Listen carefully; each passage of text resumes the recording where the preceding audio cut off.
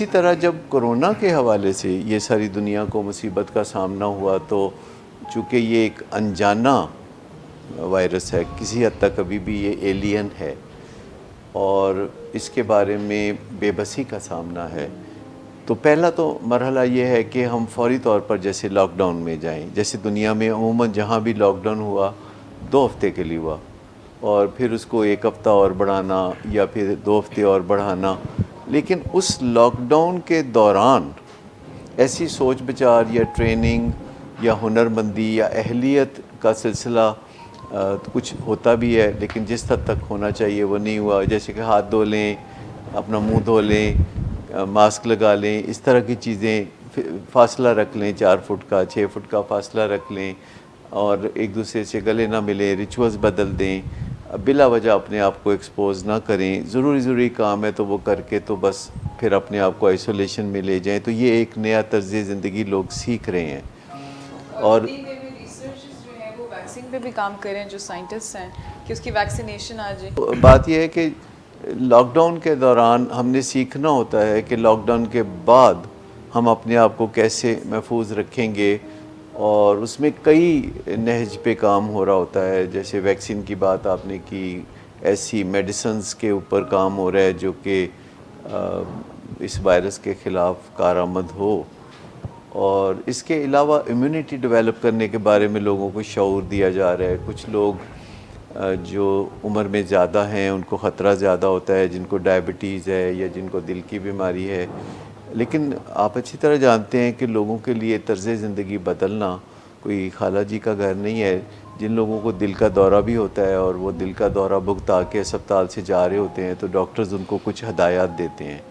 America में तकरीबन 7% लोग उन हदायत पे अमल करते हैं। अब बाकी आप देख लीजिए दुनिया के क्या हालात हो सकते हैं। तो जहाँ दिल के दौरे का मामला है, ये बहुत खौफज़दा करने वाली चीज़ है। वो बंदा और उसका ख़ानदान, जैसे को अगर हम किसी को हार्ट अटैक हुआ है और वो जो 4-5 दिन हॉस्पिटल में रहना और अंडर केयर रहना और सारा कुछ ऑपरेशन होना, वो पार्ट ऑफ हम लॉकडाउन या इंडोर ट्रीटमेंट ही हुआ ना, तो उसका मतलब ये नहीं हुआ कि उसके बाद मसला हल हो गया। अब उसके बाद हमने आगे अपने लाइफस्टाइल भी तो चेंज करना है या आगे से हमने ऐसे इक़दाम करने हैं कि हम उस प्रॉब्लम से बचे रहें या चीज़ों को बेहतर करें। इसी तरह जब हम पेशेंट्स की बात करते हैं तो जब पेशेंट्स ड्रग के इन्फ्लुएंस में होते हैं तो हम उनसे बातचीत नहीं कर पाते हैं और ना ही वो चीज़ों को समझ पा रहे होते हैं, ख़ुद से कोई फ़ैसला नहीं कर पाते कि हाँ मुझे मदद की ज़रूरत है।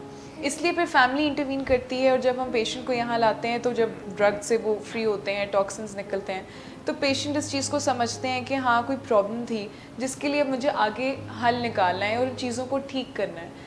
तो अक्सर लोगों को ये लगता है कि इंडोर ट्रीटमेंट का मतलब है 100 दिन के बाद मेरा बच्चा या मेरा शौहर या जो भी वो ठीक होके बाहर आएंगे, हमारा पेशेंट बिल्कुल एक ठीक होके मसला ख़त्म हो गया। जबकि ऐसा है नहीं, क्योंकि क्रॉनिक डिजीज़ है, मैनेजेबल डिजीज़ है जिसको हम क्योर तो नहीं कर सकते। तो हमने इंडोर में पेशेंट को और फैमिली को सिखाना है कि आपने किस तरह आप चीज़ों को आगे लेकर चलना है। ट्रीटमेंट शुरू बेसिक तब होता है जब पेशेंट यहाँ अच्छा, इसमें एक बहुत बड़ी मिथ है, बहुत बड़ी गलत फहमी है। वो ये है कि अगर हम इरादा कर लें और अपने इरादे को पक्का कर लें तो फिर कोई मसला नहीं, फिर हम लाइफस्टाइल उसी दिन से चेंज कर सकते हैं। जैसे डायबिटीज़ के मरीज़ जब अपने डॉक्टर के पास बैठे होते हैं तो डॉक्टर उनको कहता है कि आपने ये नहीं खाना और ये एक्सरसाइज करनी है, तो बड़ी गर्दन हिला रहे होते हैं कि हाँ हम ऐसे ही करेंगे। लेकिन अमली तौर पर वर्जिश करना या अपनी किसी आदत को तब्दील करना, खाने पीने की बहुत पुरानी आदतों को बदलना, ये बिल्कुल आसान काम नहीं है।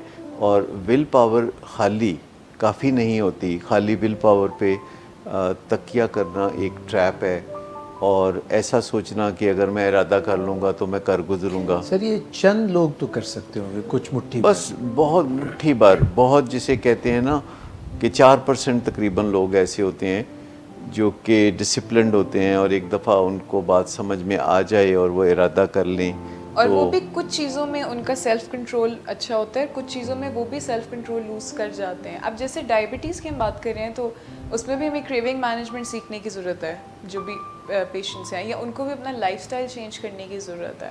देखिए, हमारे बिहेवियर्स हमारे सिर्फ माइंड से नहीं आते, ये ब्रेन से भी आते हैं।